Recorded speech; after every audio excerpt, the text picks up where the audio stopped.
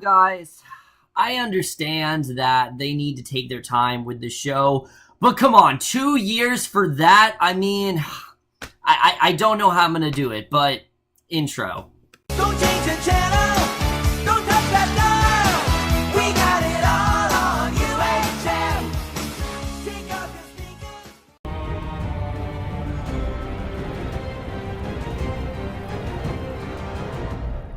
Hey guys, it's Cameron for the season finale of Game of Thrones, Season 7, Episode 7, The Dragon and the Wolf, and I was obviously pumped out of my mind for this finale. This has been such a fantastic season that, as I said, really has benefited from the, two things. One, the limited episodes and the longer episodes. They really benefited from both of them, and how was this finale?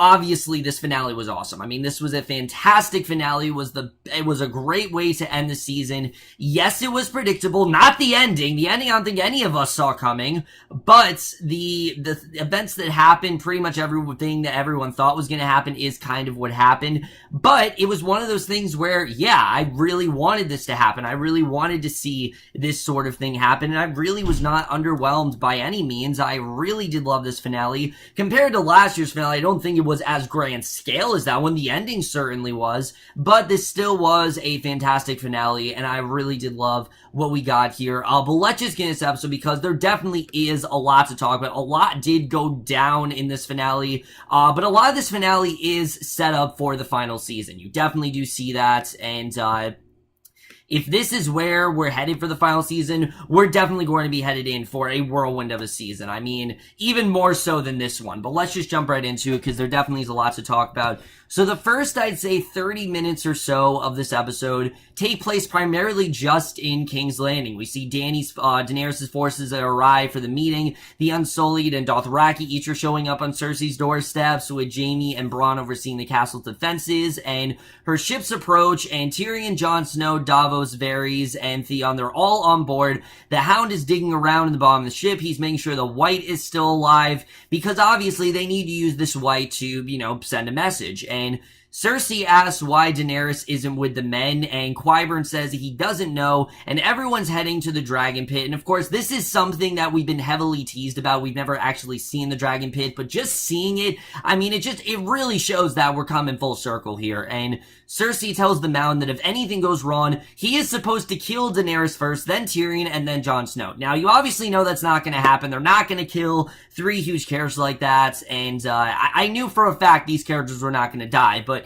Tyrion and Jorah then tell everyone in their group, which is being led by Bronn, about the history of the Dragon Pit. And Brienne and Pod then run into the group as they've already arrived, and Pod then reunites with Tyrion. They have a really nice friendly moment, and Tyrion's, being reunited with everyone at King's Landing is easily one of the highlights of this episode. I mean, after 3 seasons of seeing Tyrion, with Daenerys and him basically not really being a part of the Lannisters anymore, to see him now have to face that family again was just really satisfying, and I love the way it was done here. Obviously, him and Jaime did have that one scene together, but him having to face that entire clan again, or at least what's left of the Lannisters and what's left of them, in King's Landing, I just thought was really, really rewarding, and I really love we got there. But the Hound and Brienne also have a reunion where Brienne tells him that Arya is actually alive, and Brienne says that the only one needing protecting now is whoever gets in Arya's way. So the Hound then smiles, and again, it's kind of a funny line, because of course we remember the whole fights in between the Hound and Brienne when we thought Brienne actually killed the Hound. Obviously that wasn't the case, but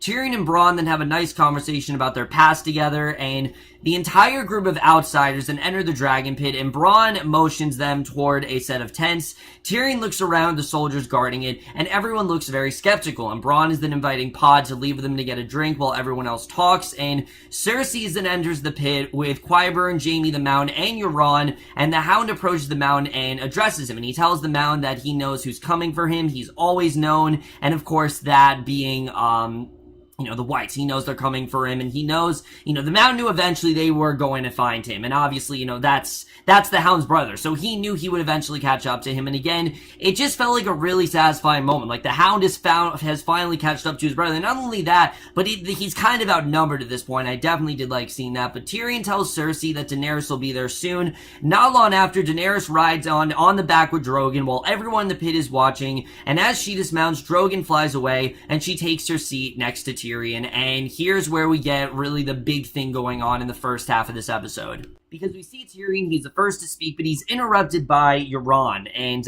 he outright threatens Theon. He says that he has Yara, and he will kill her. Now, Yara is not dead, which I like that we got confirmation on that. We didn't actually know if Yara died, but no, Yara's not dead. He's just holding her hostage in case Theon caused him any problems. So Euron then threatens Tyrion before Cersei and Jaime to make him sit back down. And seeing Euron again, I really did like, because one of my complaints with the season that I don't think there's been enough of this character. They teased him so heavily in the first half of the season, and they didn't really do much of them after that whole thing between, him just taking out Yara and, all those other characters, and him taking out all the 7 snakes. We didn't really see much of him after that, but now we did in fact see him here, and I think they're definitely setting up for some really big stuff with him at the final season of the show. He even said, the actor himself said, that what they're doing with Euron, he's going to make Ramsay somehow look, worse, look better than him. I don't know how you can possibly make Ramsay look better than anyone, but I guess Game of Thrones is gonna do it. I mean, for a while we thought Joffrey was as worst as it can get, but then Ramsay came in, so we'll have to see what they can do with Euron. But basically, Jon Snow and Tyrion then talk with Cersei about the Army of the Dead and why they have to work together. And she isn't really taking it seriously. She's just laughing it off. And on one hand, you're like, how could you, Cersei? On the other hand, it's kind of understandable. Cersei doesn't really know much about the White Walkers, and to hear it from Jon and Tyrion that this is their biggest threat, yeah, it is kind of ridiculous. And Daenerys says that she won't be attacking until the Night's King is dealt with, and the Hound then brings in the box that contains the White. He opens it up, and the White then charges at Cersei. When it's about to get her, the Hound then pulls it back by a chain, cuts it in half, and I'm just like, just cut her face, just, do something to her face right then and there, just, turn her into a White, you guys know. I mean, as much as I am rooting for Cersei, I still don't particularly like the character, obviously. I don't think anyone does. I think Cersei's just one of those characters that you love to hate, but the two halves of the creature still try to attack. Qyburn then picks up the White's still moving hand, and Jon then shows that only fire and dragonglass are the only things that will stop them. So he tells Cersei that the Great War is here, and that's really the only war that matters. And Daenerys says she didn't believe it either, but she saw the entire army, 100,000 undead soldiers, and, now she knows that it is, imperative that they take them down as soon as possible. So Euron asks if they can swim. Jon says no. Again, no one's really taking this seriously, but Euron says that he's taking his fleet back to the Iron Islands, and Cersei says that he's a coward as he leaves, and she then accepts the truce and says that she will allow Jon to be king in the north if he stays out of the fight with her and Daenerys. So Jon then declines the offer, saying he cannot serve 2 queens. He refuses to do that. There has to be only one, and he's not going to serve 2. So he has already pledged himself to Daenerys, and he won't back down from that promise, which, we know that he actually didn't bend the knee for her, but he's saying he did. And Cersei then pulls her truce and leaves, and Brienne then tries to convince Jaime to talk to Cersei and convince her to reconsider. And I really like the scene, because Brienne, you can tell, is really getting on board, and she really knows how much of a threat the Whites really are, but Cersei's not really budging here. So Daenerys says she's grateful for Jon standing by her side, but everyone agrees that he just should have lied and said that he shouldn't have been, that he didn't bend the knee for her, and that he would serve, it would make things much easier for them. But he says that he will not make an oath that he can't live up to. He knows that he's not going to be subservient to Cersei, so he's just not going to bother, which I think, again, shows how great of a person Jon really is, but also shows how he is not someone that qualifies to be on the Iron Throne. You have to be someone that's ruthless and cutthroat, and Jon just isn't. He's someone that constantly sticks by his morals, and this is a very good example of how he does that here.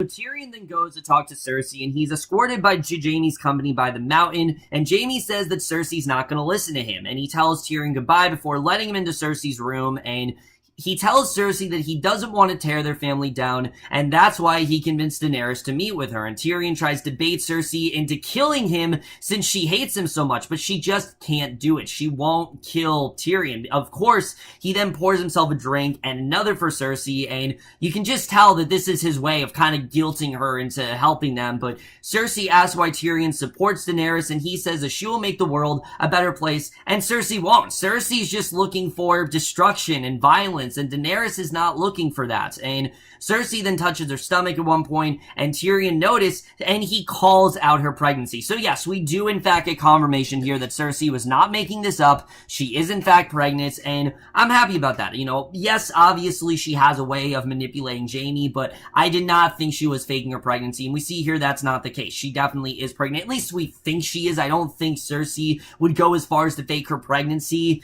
But then again, she does make a decision in this episode that makes me think, yeah, she's totally despicable enough to do something like that. But Daenerys and Jon then talk in the dragon pit, and she says that she respects what he did, and she says that the pit actually marked the end for her family, and this is where the dragons wasted away, and the Targaryens became small without them. And Jon says that she isn't like anyone else, and that the witch who says she wouldn't have kids might have actually been wrong, that maybe she can actually have someone, you know, even though she didn't think she could. But Tyrion then returns to the pit by himself. He's immediately followed by Cersei and her knights, and she says that she will march her armies north, and they will fight alongside one another against the dead, and it seems like it's worked. It seems like he swayed and convinced her, and that's basically the end of this half of the episode. The rest of this episode really kind of is closing out the rest of the arcs, and I really did love what we got here. I mean, I didn't think Cersei was going to be able to convince that easily, but Tyrion was able to do it, and I definitely really did like seeing that here, and it really does make me think again. You can really see how Tyrion really is the good one here, how he really is the moral compass of the Lannister family. Jaime, he's just too weak to do that. You know, he's someone that,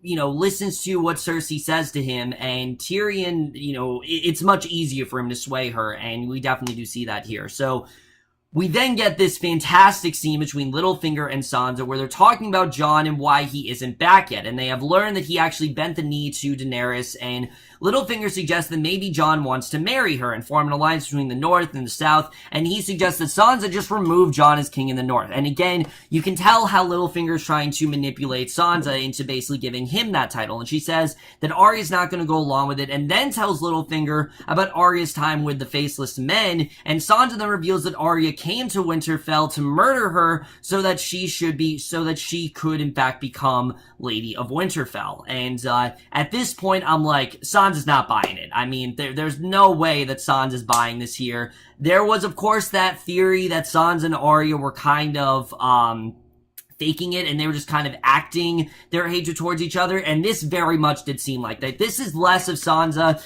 you know, revealing that Arya wants to kill her, and less of being like, oh, I know that you very well planted the seed, and now we're going to make this even worse for you than it really is, and I think that's kind of what Sansa was actually doing here.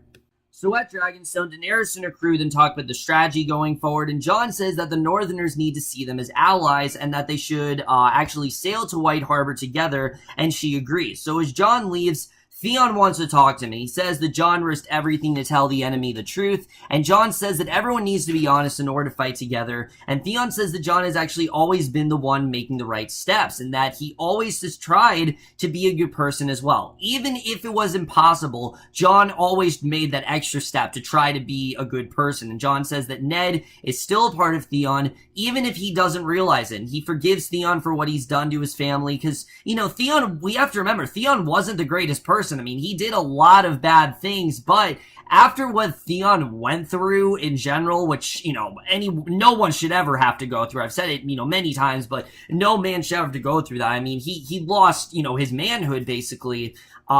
He does in fact forgive him, and basically Jon says that Theon doesn't need to choose anymore. He's a Greyjoy and a Stark, and Theon needs to go save his sister, and Jon tells him to do so. So he goes to the shores. He tells the other Greyjoy men that they have to go save Yara because she's their queen. He admits that he's a coward, but that he's loyal to Yara, and the leader of the men then spits in his face, telling him to run away. The two begin fighting. He's getting beaten at first. He keeps getting put down, but he continues to get back up. He's not letting anyone get in his way. He wins the fight, orders the men to find Yara. They agree and begin to sail. So we're now seeing that this is where Theon's headed. His basic, arc throughout the rest of the season, throughout the rest of the show is going to be to track down Yara, realize that Euron is behind it, and we're going to have to see the way that goes down. However, knowing Theon, I don't know if this is really going to work for him, especially if Euron is really as vicious as Ramsay is, which, like I said, from hearing what the actor said, that definitely may be the case. And we know how Ramsay tortured Theon viciously.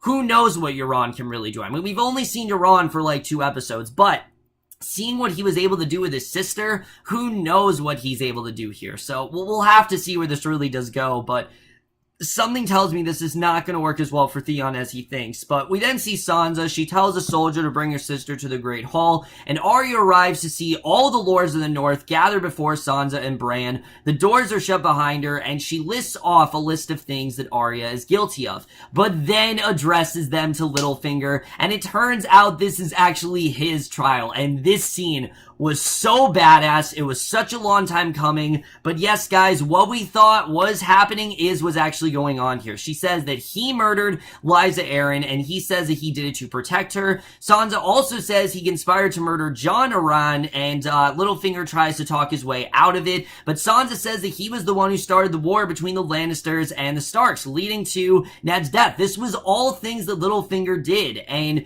this was all stuff that Sansa just kind of ignored. Why? Because she was young and naive, and she was very easily swayed. But throughout the years, she's really understood that a lot of the bad shit that's happened to them has had a pattern, and that pattern has been Littlefinger. And Bran speaks up. He says that he saw it. So, obviously he's the best eyewitness you can have, and I love the way they're using Bran to their advantage. A lot of people are wondering, why doesn't anyone bat an eye or anything like that? Well, it's because they can really use this to their advantage. Yes, this isn't their brother, but they can use Bran's gift here. And Arya pulls the dagger out. He said that he belonged to Tyrion. Littlefinger's pleading with Sansa, again, trying to do what he can to, sway her, but she calls him for selling her to the Boltons, which that is what he did. I mean, he blatantly sold her, and he did not try to rescue her until he basically had to. And that really is something that you just don't get back. I mean, Sansa, she's just not going to have that relation with Littlefinger anymore. And he turns to the lords, pleads, then gets on his knees,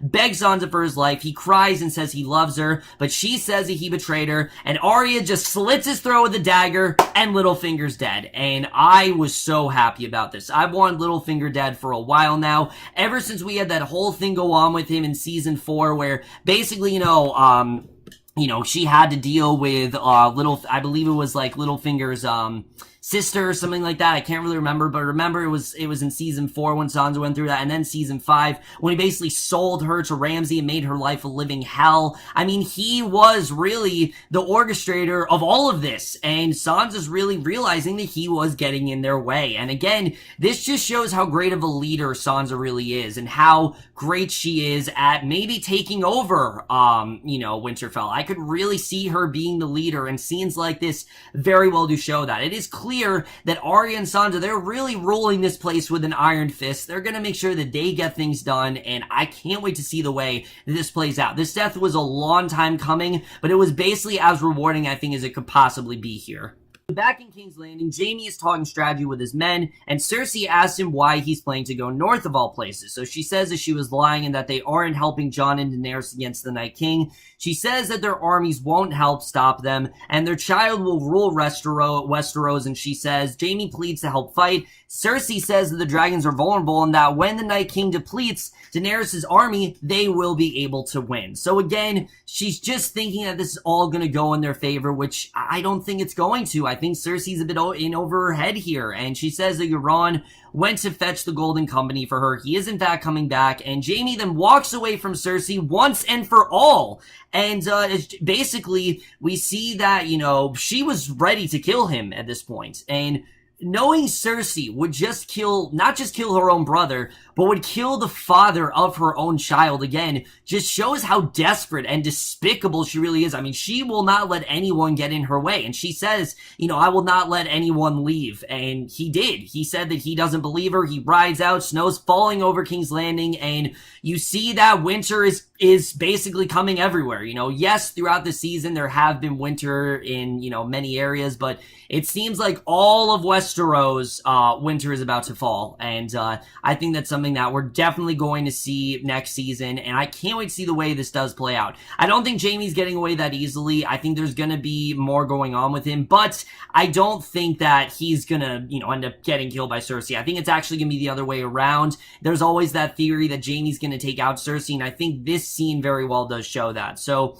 Sam then goes up to Bran's room and talks with him, and Bran tells him that he became the Three-Eyed Raven and that he can actually see things that happened in the past and around the world. And Bran says that Jon is on his way back to Winterfell with Daenerys, and he says that he needs to know the truth. And he gives him a lot of information here, stuff that we basically know. He actually does confirm that Jon is the son of Rhaegar and Lyanna and Lyanna Stark, and Sam then says that Rhaegar actually wed Lyanna, making Jon a legitimate son. And Bran then goes back into Vision. He watches Jon's parents get married, and Bran says that Robert's rebellion was actually built on a lie. Rhaegar did not kill or rape Lyanna. It was actually a very happy marriage. And Jon then knocks on the door of Daenerys' chambers. He enters without saying anything, closes the door, and you know that these two are about to smash. I'm like, it's gonna happen. They're actually going to have sex here, and Tyrion sees him go inside. He says Jon's real name is Aegon Targaryen, and Jon and Daenerys are seen in the bed.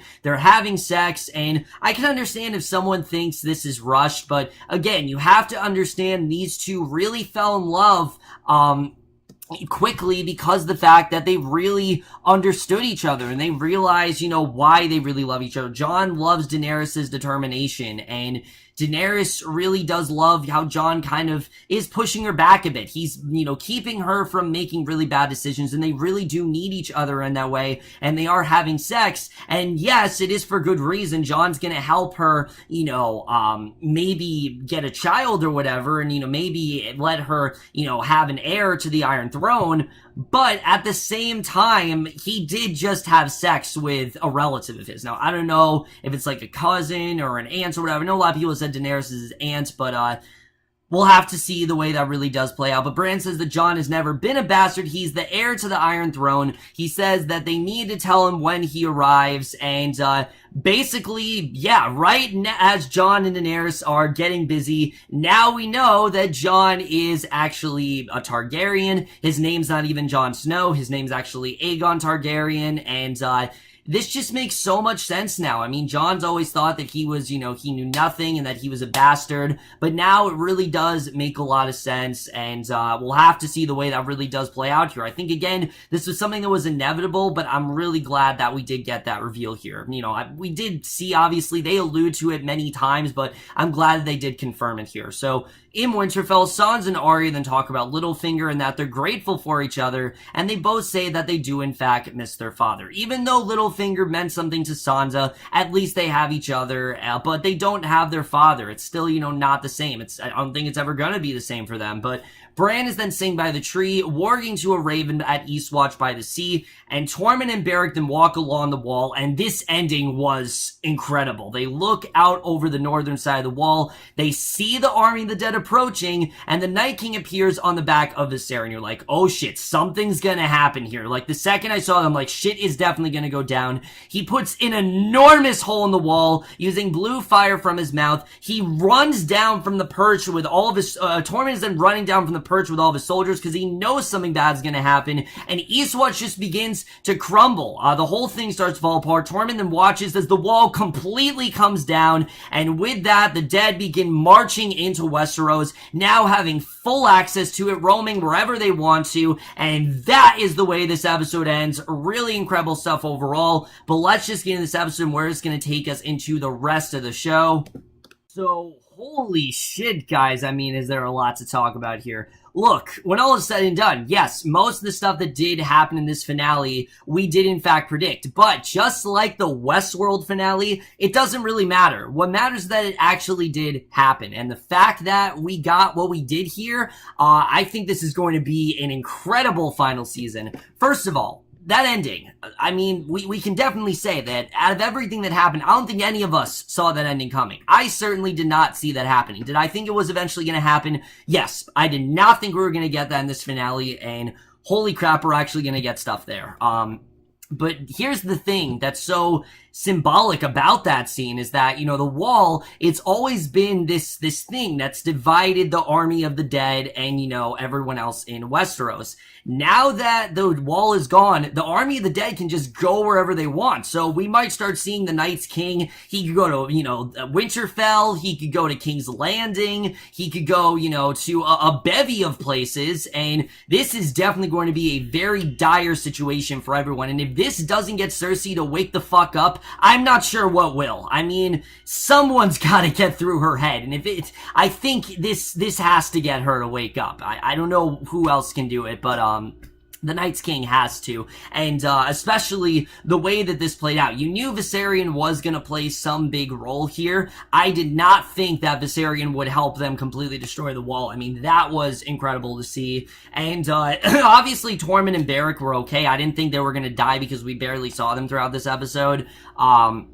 But they are, in fact, I don't think they're going to be okay. I think they think they're going to be okay, but I don't think they are. We'll have to see the way that really does play out. But of course, we have to address the elephant in the room. Jon's a Targaryen, and, while everyone wanted that to happen, yeah, he kind of just banged his aunt, and, that's something that we have to face here.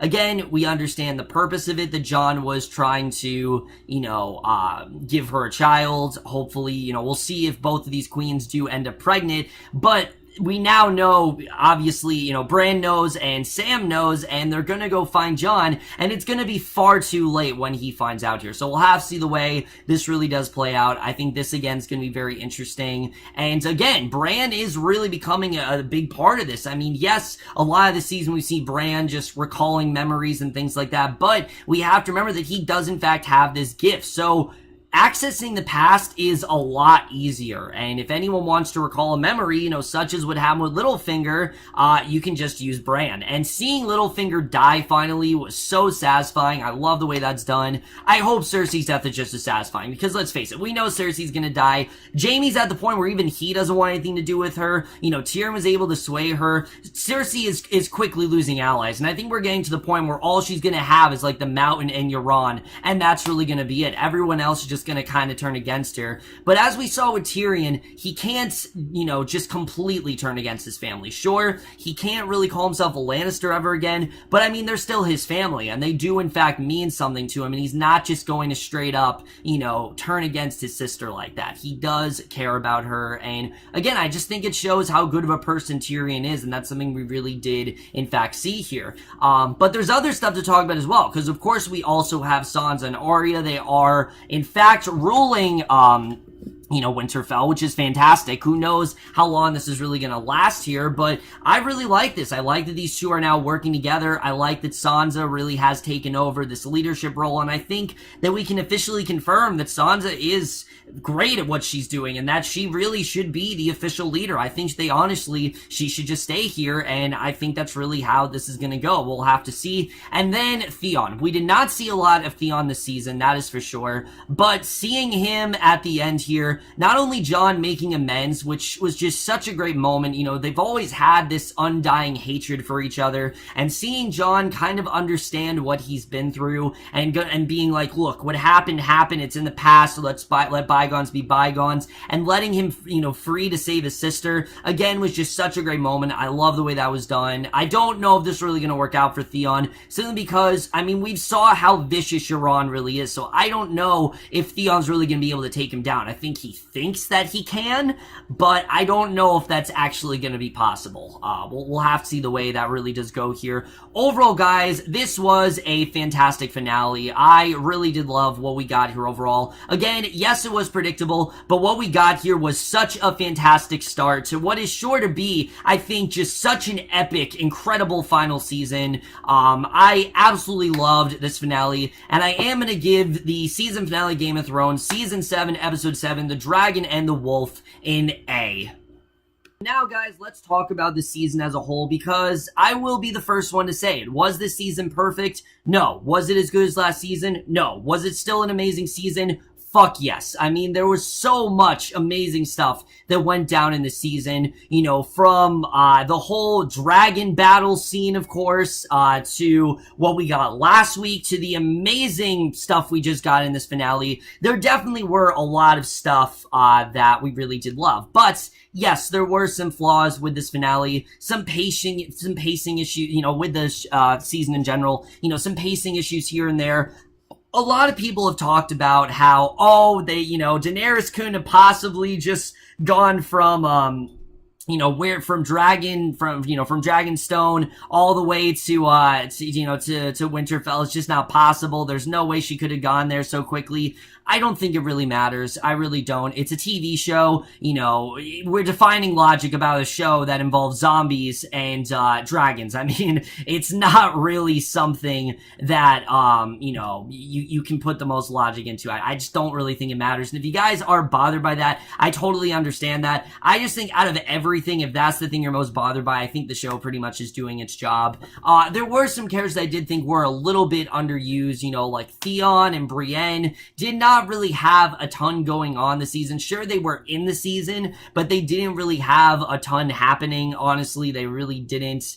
But the characters who had a lot going on had some really great meaty arcs, and I really did love what we got from them. You know, whether it was what we got here with Jon and Dany, I thought there was just some really great stuff with those two, how we really saw their connection, or what we got with Sansa and Arya. Their stuff was fantastic, or, you know, Cersei and Jaime, just really great plot lines in general, and really great character arcs. I thought we had some really great stuff here. Was it a little bit rushed? Yes, but I think they had to. I think because of where we are in this show, we kind of have to rush things a little bit. And I was fine with that. I really was. I mean, I don't need everything to be snail-paced. I mean, it seems like, and I say this with, every show, but fans just can't really make up their mind. They get upset when Arya's arc is slow as molasses, but then when it starts to actually pick up and it's going somewhere, then apparently it's too rushed, and I just don't really understand it. I think this season was perfect, was really well paced. Honestly, was it perfectly paced? No, there were definitely things that I think we could have spent a little more time on. Jon and Daenerys' relationship especially. I do think it was really well done, but I'm not going to lie. I do think that we could have had a little bit more between those two, and I do think they could have fleshed out the, relationship a little bit more, but I'm happy what we got here. I'm definitely satisfied, and I did love the way things did play out. Littlefinger's death was fantastic. I love the way that was done, and in the end, guys, I still really do love the season. Game of Thrones remains to be one of the best shows on TV, and the best show of the summer. I mean, easily. It's definitely one of the best shows of the summer. This has been such a dry summer for TV, and I think we should just be happy the fact that we actually did get something epic for the summer, which there really has not been much. But overall, guys, I really did love this season, and I am going to give Season 7 of Game of Thrones as a whole the same grade of the finale, of course, which is an A. And with that, guys, that's it. Game of Thrones Season 7 is now over, and I think this might be a little bit long of a wait. They even said that this could be, next year, it could be like the fall of next year. It could even be 2 years. Here's what I say to that. Take your time, honestly. Take your time. Take as much time as you really do need, because for a show like this, we really don't want them to rush it. And I think that's something that we did in fact see with this season. No, I don't think this season was rushed. I think there were a couple things that maybe were rushed here and there. But like I said, I don't think there really was a lot rushed here, honestly. I think they did do a pretty good job with all of the arcs this season. But because of how great the first, 7 seasons have been, we have to hope that the ending is really great, and I really do hope that they close things out really well and just take as much time as you really do need. I get it that, you know, it's not easy to have snow and things like that. They have to go to areas where it's snowy and things like that because of winter finally coming, and it seems like, you know, especially next season, winter's gonna be even more prominent than it was this season, because it's gonna be in King's Landing, it's gonna be in areas where there wasn't snow. I think at this, you know, I think all of Westeros, it's going to be winter next season, but we'll have to see. Overall, guys, I really, of course, have loved reviewing the season for you guys. Let me know what you guys thought of the season overall and this finale. Loved your thoughts in it. Can't believe the season is already over. I can't believe the show is quickly coming to an end. The fact that we only have 6 episodes left of this show is just so surreal to me, and it's going to take me a while to process that, but that's my review. Hope you guys enjoyed. We'll see you guys in my next video, which will be for tonight's episode of Twin Peaks: The Return, and I will see you guys for that. Okay, bye.